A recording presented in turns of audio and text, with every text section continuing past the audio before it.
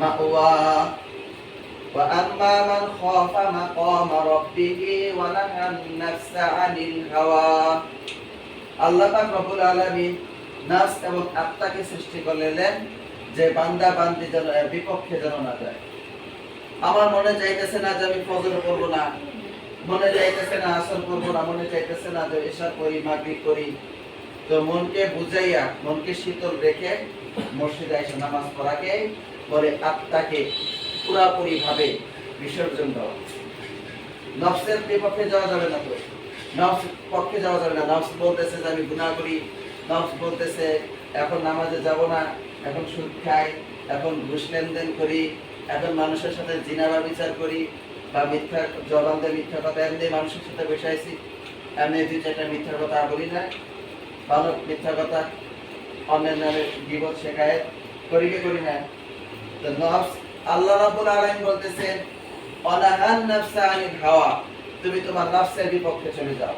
কারণ নফস চাইতেছে, মন চাইতেছে, মুখ চাইতেছে যে মানুষের নামে গীবত করি, অমুকের নামে বদনামটা করি, কিন্তু তখন তুমি নিজের বিবেককে বিবেচনা করে দেখবা যে না, এটা বলা তো কবিরা গুনাহ। আল গীবাতু আশাদ্দু মিনাল জিনা, আল গীবাতু আশাদ্দু মিনাল কতল, আল গীবাতু আশাদ্দু মিনাল ফিতনা। আল্লাহ রাব্বুল আলামিন বলে গীবত দুই প্রকারের, গীবত দুই প্রকারের। মিথ্যা একটা গীবত, সেটা মানুষ যদি বলে মিথ্যা মানে আপনি ওই কাজটা করেন না, ওই গীবতটা যদি আমি এমনি বানায় বলি যে অমুক লোকটা অমুক স্যার অমুকে অমুক সভাপতি এই কাজটা করছে, মিথ্যা আরেকজনকে বলতেছি, তাহলে আল্লাহ রাব্বুল আলামিন বলে তার মায়ের পেটের আপন ভাইয়ের মরা গোশত খাওয়ার সমান গীবত। আর একটা গীবত আছে, যেমন আপনি একটা ভুল করছে, ভুলটা আমি শুধরাই দিব, এই ভুলটা আপনারা না বইলা পুরো এলাকার মানুষের কাছে মানে আপনার পিছনে আড়ালে আপনার সমালোচনা করে, মানে আপনাকে বেজ্জতি করার জন্য, আপনাকে নামানোর জন্য যা করা যায়। এই জন্য রাসূলুল্লাহ সাল্লাল্লাহু আলাইহি ওয়াসাল্লাম বলেন লা ইয়াদখুলুল জান্নাতা, লা ইয়াদখুলুল জান্নাতা জাসাদুন গুযিয়া বিল হারাম, লা ইয়াদখুলুল জান্নাতা কাত্তা, লা ইয়াদখুলুল জান্নাতা কাত্তা। সে কি করে? চগলখড়ি করে, এই দোকানের কথা ওই দোকানে লাগা, অমুকের কথা অমুকের কাছে লাগায়। এই জাতীয় পুরুষ আছে, মহিলা আছে। এই জন্য আল্লাহ রাব্বুল আলামিন বলেন ওয়া ইন্নাল ফুজ্জারা লাফি জাহিম, এই সমস্ত বান্দা বান্দীদেরকে আমি আল্লাহ জাহান্নামে উদ্বোধন করব। মানুষের নামে যারা গীবত করে, শিকায়েত করে, এদেরকে দিয়া আল্লাহ পাক রব্বুল আলামিন জাহান্নামে উদ্বোধন করবেন। নাউযুবিল্লাহ।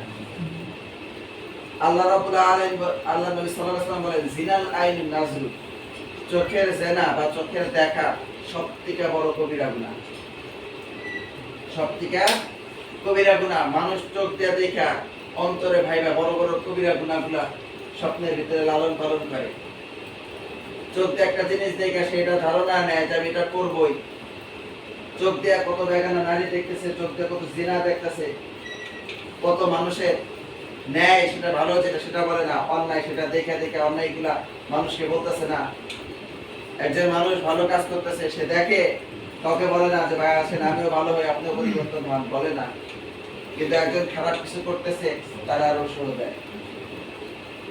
তো মেরে ভাই দোস্ত বুজুর্গ, আল্লাহ পাক রব্বুল আলামিন আপনাকে আমাকে মহব্বত করছেন, বান্দা বান্দি হিসাবে প্রেরণ করছেন শুধুমাত্র তার ইবাদত বন্দেগী করা।